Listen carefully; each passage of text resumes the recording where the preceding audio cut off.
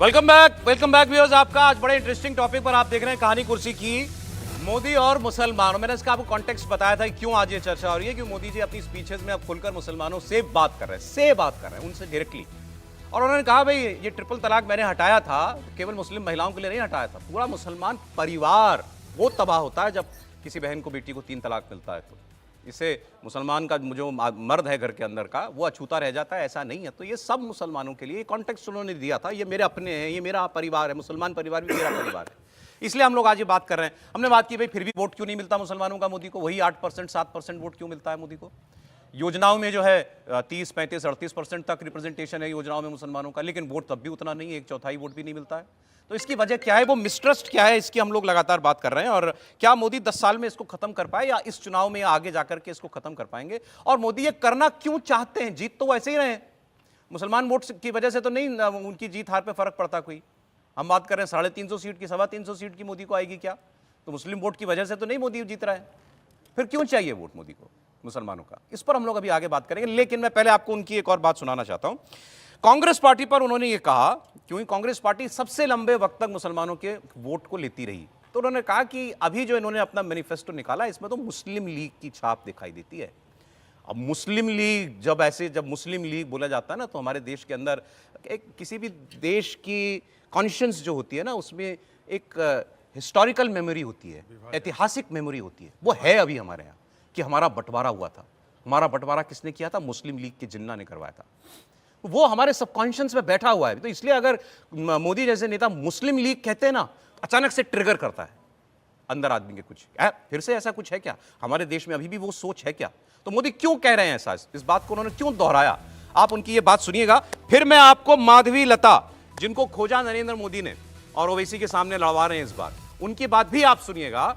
ये एक कट्टर हिंदूवादी नेत्री, बिल्कुल कट्टर हिंदूवादी नेत्री, जो मंत्र पढ़ती हैं, पूजा करती हैं, माला पहनती हैं, रुद्राक्ष पहनती हैं, वो जाती है मुसलमान बस्तियों में काम करने के लिए। और जानते हैं क्या काम करती हैं वो, हैदराबाद जैसे शहर के अंदर जो गल्फ से आने वाले कुछ अमीरजादे रईसजादे यहां से बच्चियों को, बहनों को खरीद करके ले जाते हैं ना, खरीद करके ले जाते हैं, बहुत बड़ा मामला है हमारे देश का। उनके लिए काम करती हैं, उनकी जिंदगियां बचाने का काम करती हैं, और उनको बताती हैं कि ये जो लोग जिनको तुम वोट देते आए, उन्होंने तुमको बचाया क्या इससे कभी, मुझे तुम अपना बैरी मानते थे या मुझे तुम अपना नहीं मानते हो, मैं तुम्हारे लिए काम कर रही हूं। दोनों की बात आप सुनिए, मोदी क्यों मुस्लिम लीग का नाम ले रहे हैं, और माधवी लता ने आपकी अदालत में क्या कहा, और मोदी ने वो बात देश के सामने आपकी अदालत की क्यों रखी। आप इनके बयान देख लीजिए। इंडी गठबंधन वाले सनातन धर्म को समाप्त करने की बात करते हैं। इंडी गठबंधन वाले भारत के एक और विभाजन करने की बात करते हैं। कांग्रेस पार्टी के नेता खुलेआम बयान दे रहे हैं कि वो दक्षिण भारत को अलग कर देंगे।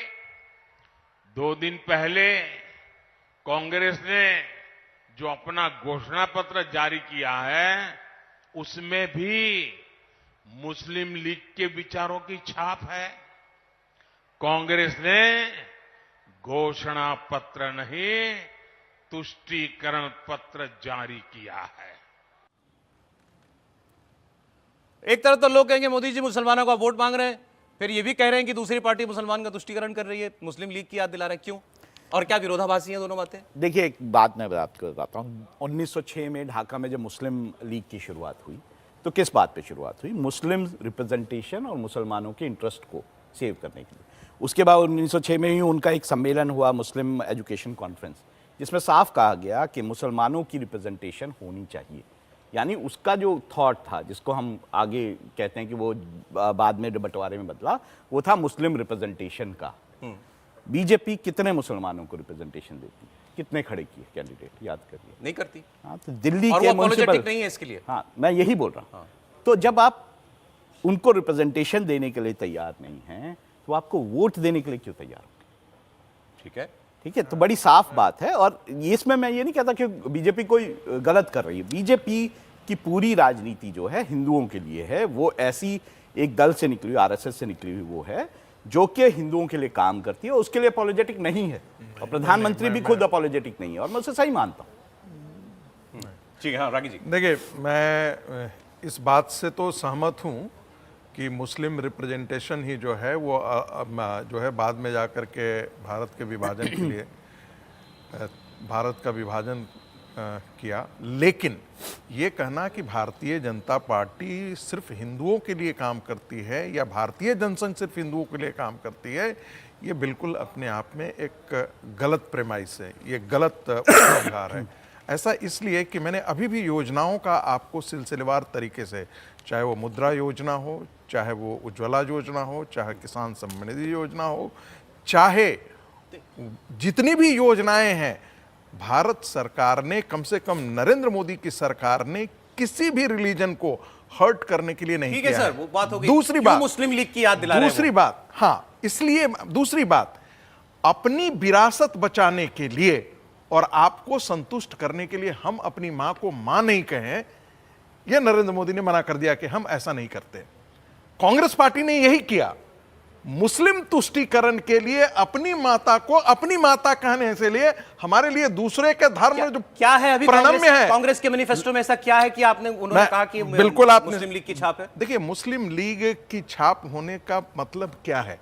भारत के विभाजन की भूमिका तैयार करना, समाज को खंड खंड में विभाजित करना, ये जनसंख्या जो जातीय जनसंख्या है, ये जातीय विद्वेष और जातीय वार तक आप कह रहे जाएगा। हैं कांग्रेस की, आज की कांग्रेस की सोच देश को विभाजित करने वाली है?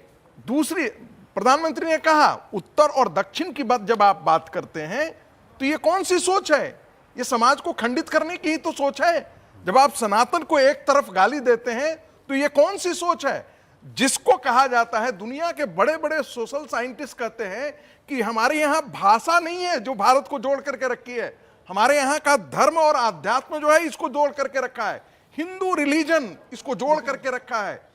गांधी कहते थे हिंद स्वराज में कि ये सब आउटर मैनिफेस्टेशन है, एक इंटरनल है जो सबको जोड़ करके रखती है। वो क्या चीज था? वो हिंदुत्व ही था। ठीक है, और आप उसी हिंदुत्व को समेटने के लिए, खत्म करने के लिए बात करती है कांग्रेस पार्टी, जो भारत को तोड़ने की बात नहीं। एक मिनट, समीर जी कुछ कह रहे हैं इसमें। समीर जी, देखिए, मुझे लगता है कि कांग्रेस के घोषणा पत्र में जो सबसे आपत्तिजनक मुझे लगा उसके अंदर ये है कि उन्होंने कहा कि 50% का जो कैप है रिजर्वेशन का वो हम हटा देंगे। यह समाज को एक तोड़ने की कोशिश है कांग्रेस की तरफ से कि 50% का कैप हटा देंगे, जातिगत सर्वे करवाएंगे और समाज को जाति के अंदर तोड़ने का हम काम करेंगे। जो प्रधानमंत्री मोदी कह रहे हैं कि जो कांग्रेस की सोच है घोषणा पत्र में दिख रही है कि मुस्लिम लीग की छाप, वो यही है कि उत्तर और दक्षिण में देश को तोड़ो, जाति में देश को तोड़ो और समाज के अंदर विभाजनकारी स्थितियां उत्पन्न करो सत्ता में आने के बाद और अपना सत्ता का लाभ लो। देखिए, जहाँ तक भारतीय जनता पार्टी ये आरोप लगता है कि भारतीय जनता पार्टी मुसलमानों को कोई प्रतिनिधित्व नहीं देती है, 2004 में अब्दुल कलाम को तो राष्ट्रपति भारतीय जनता पार्टी नहीं बनाया था। अगर भारतीय जनता पार्टी का ऐसा होता तो कलाम को राष्ट्रपति नहीं बनाती भारतीय जनता पार्टी। दूसरे ऑप्शन थे अटल बिहारी वाजपेयी के पास, लेकिन भारतीय जनता पार्टी थी जिन्होंने अब्दुल कलाम को राष्ट्रपति बनाया। संघ ने भी उसमें सहमति, लेकिन चूंकि मुझे ऐसा लगता है सर, चूंकि मुस्लिम वोट नहीं देते हैं इसलिए मुसलमानों को भारतीय जनता पार्टी खड़ा कैसे करे? और ये बताया 70 साल तक क्या भारतीय जनता पार्टी ही परीक्षा देते रहे? मुस्लिम परीक्षा नहीं दे? अटल बिहारी वाजपेयी की सरकार ने तो कुछ नहीं किया था, राम मंदिर भी नहीं बनवाया था। राम मंदिर की जो जमीन थी वो भी उन्होंने, जो डिस्प्यूटेड नहीं था वो भी डिस्प्यूटेड। अच्छा, मुझे एक बात बताइए, आप खुलकर डंके की चोट पर कह रहे हैं ना, बार बार कह रहे हैं, और ये सच है कि बीजेपी हिंदुत्ववादी पार्टी है जो हिंदुओं के नाम पर बनी? देखिए, बिल्कुल नहीं, बिल्कुल बीजेपी न हिंदुत्व पार्टी थी, न भारतीय जनसंघ की पार्टी थी। जनसंघ आरएसएस है ना। आज जो राष्ट्रीय स्वयंसेवक संघ कहती है उसके हिंदुत्व की परिभाषा है जो सबको समेट करके चले, जो सबको साथ लेकर के चले। लेकिन सबको साथ लेने का मतलब नहीं है कि आप हमको तमाचा मारते रहे, आप हमारे धर्म को गाली देते रहे, आप हमारे प्रतीकों को गाली देते रहे। कौन गाली दे रहा है? भाई, आप आक्रांताओं के साथ खड़े हो जाते हैं, हमारे मंदिर तोड़ने वालों के साथ आप खड़े हो जाते हैं, हमारी बहन बेटियों को जो रेप करने वाले हैं आम मुसलमान की बात कर रहा हूं, आम मुसलमान की बात कर रहा हूं। आम मुसलमान उन्हीं नायकों के साथ खड़ा हो जा रहा है। आखिर क्या कारण है कि भारत का मुसलमान गांधी के साथ नहीं खड़ा हुआ, वो जिन्ना के साथ क्यों खड़ा हुआ? आप जरा ये सवाल कभी करते हैं, कभी नहीं करें तो मैं क्यों जाऊं 70 साल पीछे? मैं आज की बात करूंगा। इसलिए मैं आज की बात कर रहा हूं। मैं, अब आपने बहुत अच्छा सवाल पूछा है, क्या वंदे मातरम का प्रश्न आजादी से पहले नहीं था? क्या उर्दू का सवाल हल हो गया? भारत के विभाजन से पहले जितने नारे और भारत के विभाजन से पहले के जितने प्रश्न थे क्या कारण है कि 70 साल में आज फिर से खड़े हो गए हैं? तो ये सवाल नहीं उठना चाहिए कि मुस्लिम मानसिकता में कोई परिवर्तन नहीं आया है?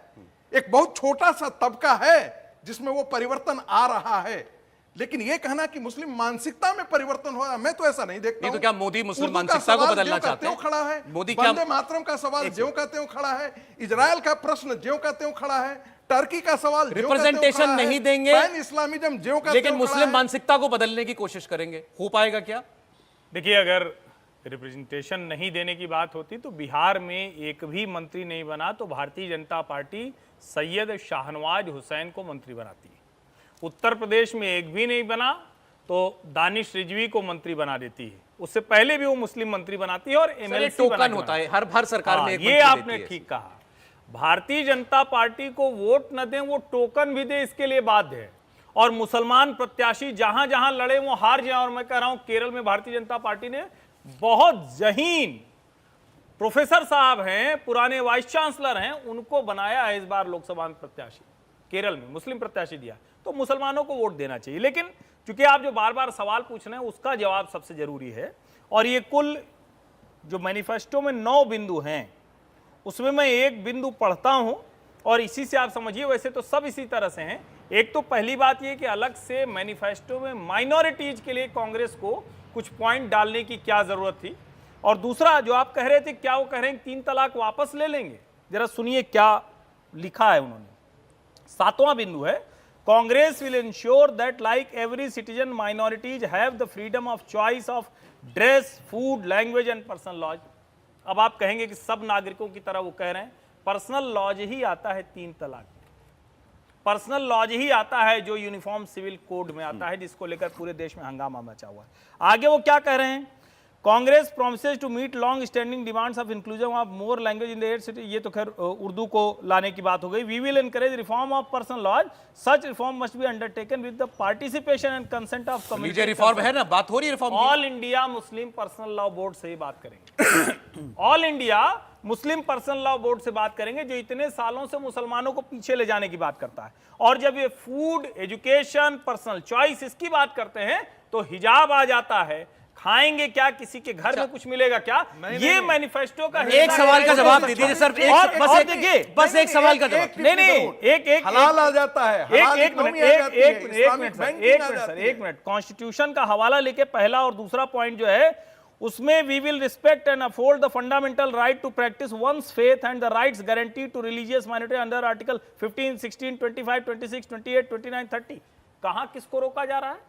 आपको सड़क पर नमाज पढ़ना वो ज्यादा जरूरी लग रहा है, आपको मस्जिद में नमाज पढ़ना नहीं ठीक है। ये इस तरह की चीजें जब आवरण में लेकर संविधान के दायरे में 70 साल से मुसलमानों को पीछे धकेलने की कोशिश यही हो रही है। और फिर से वही यही है मुस्लिम तो लीग मुझे का। एक सवाल का बस जवाब यही दे दीजिए ना, मुस्लिम सर लीग का। समय कम है। एक सवाल का जवाब दीजिए, क्यों चाहिए मोदी जी को फिर मुसलमान का वोट?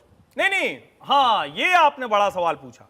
नरेंद्र मोदी को चुनाव जीतने के लिए मुसलमान का मत नहीं चाहिए। बिल्कुल पहली बात ये स्पष्टता से समझ लीजिए, ये न भ्रम भारतीय जनता पार्टी को है, न भारतीय जनता पार्टी के किसी प्रत्याशी को है कि उसको मुसलमान वोट करेगा। लेकिन मुसलमान क्यों चाहिए? पहली बात तो ये, अब जनसंख्या उनकी जितनी हो 17-18% या उससे ज्यादा, देश की एक बड़ी जनसंख्या है और we the people of India constitution के दायरे में शासक का दायित्व तो है कि सब उस पर भरोसा करें। अगर मुसलमान भरोसा नहीं कर रहा है, नरेंद्र मोदी एक हो। दूसरा जो ज्यादा महत्वपूर्ण है, जियोपॉलिटिकल इक्वेशंस में नरेंद्र मोदी आज वर्ल्ड लीडर के तौर पर हैं। दुनिया के सारे मुस्लिम देश उनके साथ खड़े हैं उनके फैसलों में। जब यूनाइटेड नेशंस में कोई रेजोल्यूशन जाता है तो वो भारत के साथ खड़े होते हैं, दूसरे देशों दुनिया को दिखाने के लिए चाहिए मुस्लिम दुनिया वोट? को दिखाने के लिए नहीं, दुनिया में जिस तरह की परिस्थितियां बदल रही हैं उसमें भारत की लीडिंग पोजीशन के लिए हमारा कोई भी आदमी हमारे पर भरोसा न करे, ये नहीं होना अरे चाहिए। बस वोट शॉर्ट, से शॉर्ट, मरना शॉर्ट, लाइन शॉर्ट। बोलूंगा। हाँ। हर मुसलमान ये चाहेगा, चाहे वो बोले या ना बोले, कि वो शरिया के हिसाब से जीना चाहेगा, शरिया उसका कानून हो। और ये भारत में बीजेपी कभी होने नहीं देगी। और मैं होना ये- चाहिए क्या? मैं बिल्कुल नहीं होना चाहिए। और मैं ये कह रहा हूं कि इसी कारण नहीं, कोई बीजेपी जो है उसको कभी मुसलमान का वोट नहीं मिलेगा। अच्छा, एक ब्रेक सर लेना पड़ेगा, लेंगे लेकिन फिर। मुसलमान मैंने मुसलमान इसीलिए तो शरिया कहा से कि क्यों जाएगा भाई? नहीं, मैं कह रहा हूं भाई उसको बताया जाता है ना, मौलाना नहीं, बताता है। अरे तो हम आप मौलाना बताएंगे बताता ना, है। हम आप टीवी बहस करेंगे। क्यों, कौन सा हिंदू कहता है कि मनुस्मृति के आधार पर चलेंगे? नहीं, मनुस्मृति और शरिया में तो बहुत फर्क है। नहीं, उसके बावजूद मनुस्मृति कोई किसी ने आज तक कहा हो कि हम उसके हिसाब से चलेंगे? हिंदू की नहीं तुलना हो सकती, हिंदू की तुलना हो ही नहीं सकती। नहीं हो सकती। नहीं, मैं तुलना कर भी नहीं रहा हूं। दोनों मैं की तो सिर्फ तुलना कह रहा नहीं हो, हूं मैं कि इसीलिए तब तो कहा, संविधान से कह रहे हैं। मैं इसीलिए कहा कि उनके लिए थियोलॉजी सबसे पहला है, और यही कारण है, मैं फिर जोड़ दे रहा हूं, आज के दिन में वो हलाल इकोनॉमी पे आ गए हैं।